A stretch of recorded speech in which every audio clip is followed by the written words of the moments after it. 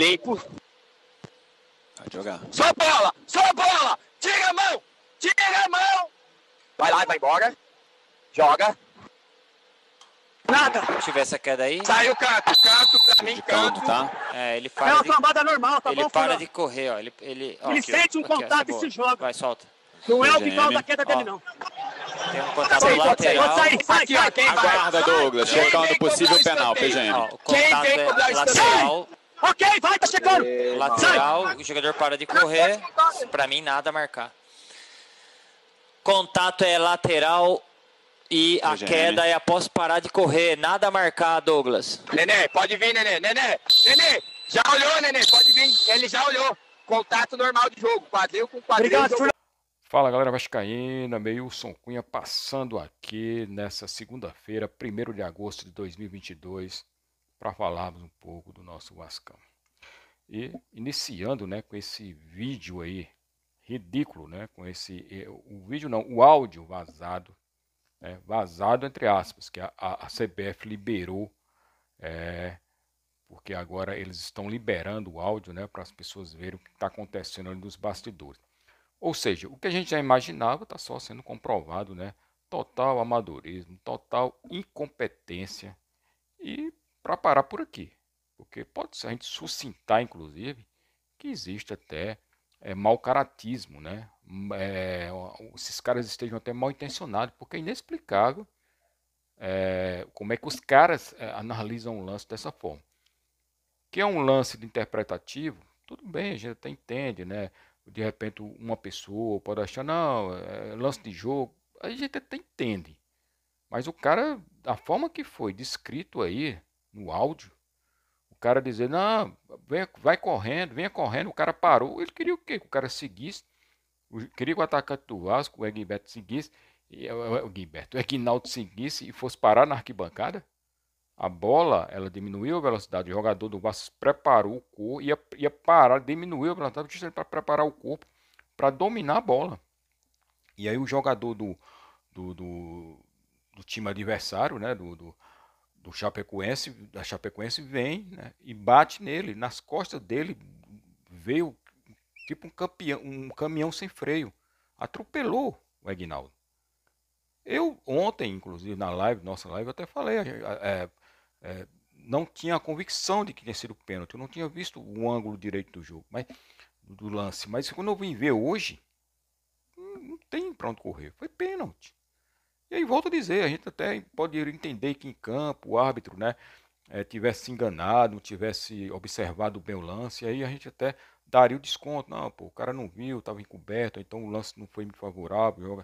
Ele achou que o cara deu de ombro no ombro do Eginaldo, tudo bem, a gente até entenderia, porque é um lance interpretativo de falta. Mas os caras do Vasco estão lá para isso, para chamar. E aí os caras não chamam. Ao contrário, os caras eles agora estão dessa forma. Tem um outro jogo aí também que os caras lá do VAR lá em cima decidiram por eles mesmos. Gente, o VAR está ali para isso, para chamar o árbitro, alertar o árbitro de um possível penal, de uma possível, né, infração que o juiz não viu dentro de campo. Então, qual era a atitude ali desses caras que estão lá em cima? Simplesmente chamar o árbitro, olha, o lance é meio confuso, é interpretativo, mas tem uns lances, tem umas câmeras aqui, seria bom você olhar, ou seja, recomendar que o árbitro de campo fosse olhar o lance. E aí deixar a decisão na mão do árbitro. Na minha opinião, e falando de forma isenta aqui, totalmente imparcial, eu volto a dizer, no início achei que talvez não fosse um pênalti assim tão, mas depois de ver o lance, realmente, né, triste ver. Não é a primeira vez, e assim, fazendo a ressalva que teve um lance, por exemplo, e estou falando isso não é porque foi a favor do Vasco, teve um lance, por exemplo, do jogo Vasco e Ituano, que o Quinteiros era para ter sido expulso. Ele cometeu, inclusive, o lance parece que foi em cima da linha da grande área, a falta que ele cometeu no atacante do Ituano. Quem não lembra daquele jogo que o Vasco empatou com o Ituano. Ele já tinha um cartão amarelo, ou seja, era lance talvez para um pênalti. Minha dúvida é só se estava dentro da área, mas parece que estava, ou pelo menos na linha, né, e aí seria pênalti, e o Quinteiros foi expulso. Aquilo ali era, ou seja, o Vasco estava perdendo o jogo, então com certeza seria 2-0 para o Ituano e ficaria muito difícil, pelo menos o Vasco empatar aquele jogo. Então, a gente não está aqui pedindo para que o árbitro seja favorável ao Vasco. É porque são muitos erros e esses áudios disponíveis, eles só mostram realmente a total incompetência, o total modernismo. Parece um bando de menino gritando, é uma coisa assim, chega, não é cômico porque é trágico. Então, assim, a gente não sabe onde vai parar. Isso não é de hoje, né? A coisa que veio, uma ferramenta que veio para ajudar o futebol, para dirimir as dúvidas, e aí causa mais polêmica ainda do que deveria. É uma situação que a gente.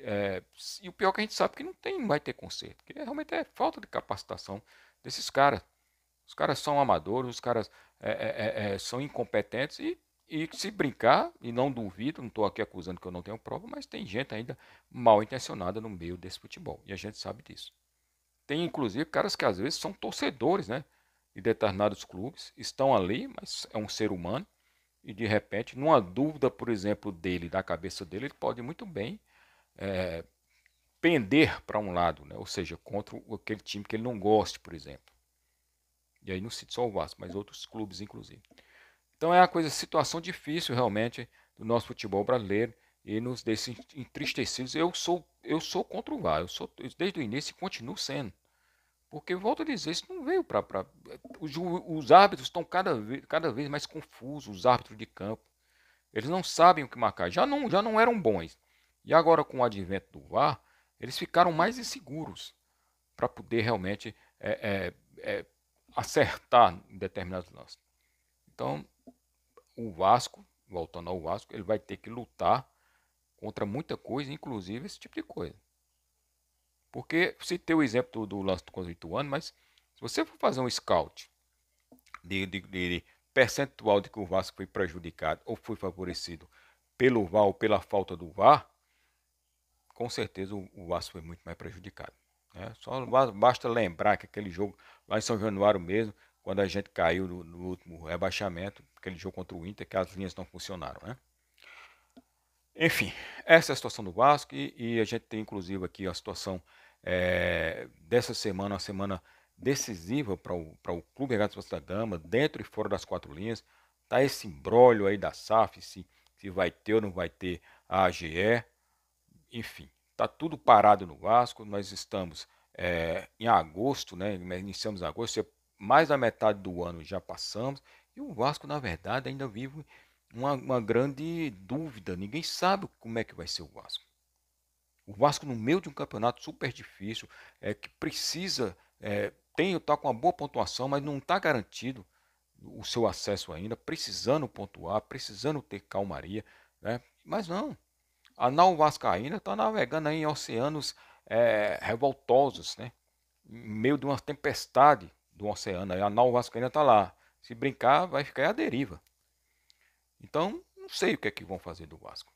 As pessoas que são contra a SAF, por exemplo, deveriam, sendo contra a SAF, né, os que estão entrando com recurso, quando ele aportasse lá o recurso para poder proibir a AGE, por exemplo, deveria também já chegar junto com a solução, né, para resolver a situação do Vasco. Mas não. Os caras realmente reclamam por reclamar ou por segundos interesses que a gente sabe bem quais são. Fico preocupado com a situação do Vasco e com o time dentro de campo, que é um time limitado ainda. O Alex Teixeira estreou e temos que entender, o cara está sem ritmo de jogo, fazia muito tempo que não jogava, mas vai ajudar sim o Vasco, mas o Vasco precisa sim de mais peças. Contrataram o Paulo Vitor, contrataram o Fábio Gomes, aí o atacante que veio do Atlético. Pode ser que eles ajudem, pode ser, mas pode ser. Ou seja, são mais apostas. Tá? A gente não tem a contratação de dizer assim, esse jogador vai chegar e vai realmente vestir a camisa titular do Vasco. O clube precisa realmente fazer pontos, o campeonato é duro, é difícil, a gente vai ter agora nesses próximos jogos aí, a gente vai jogar muito fora de casa e a performance do Vasco fora de casa é terrível e os outros clubes estão chegando. Os outros clubes estão também contratando e talvez até melhor do que o Vasco. Então, espero que as coisas se resolvam. Inclusive a questão do treinador. Ah, vamos deixar o Emílio Faro. Beleza, mas chega lá e ratifica. O Emílio Faro vai ficar. Porque fica passando uma insegurança. E isso não é bom nem para o time, nem para a torcida, nem para todos que estão em volta do Vasco. eu não sei realmente como é que isso vai ser resolvido. Eu, do fundo do coração, torcedor do Vasco como eu sou, eu espero que domingo tenha a AGE e que seja aprovado sim a SAF. Porque nesse momento, infelizmente, digo isso, né, com o coração partido, é a única saída do Clube Regatas Vasco da Gama. Porque se não passar a SAF, por exemplo, o que vai acontecer é que não vamos ter treinadores e outra, ainda vamos correr o risco de a gente perder terreno nesse campeonato e arriscar, inclusive, a gente não se classificar para a Série A. Porque os salários vão começar a atrasar e a coisa vai ficar muito mais complicada. Tá bom? Espero vocês amanhã aqui na Terça Vascaína, às 20 horas e 30 minutos, novo horário da Terça Vascaína, para a gente fazer muito debate sobre o Vasco e falar mais sobre isso. Um grande abraço a todos. Saudações vascaínas.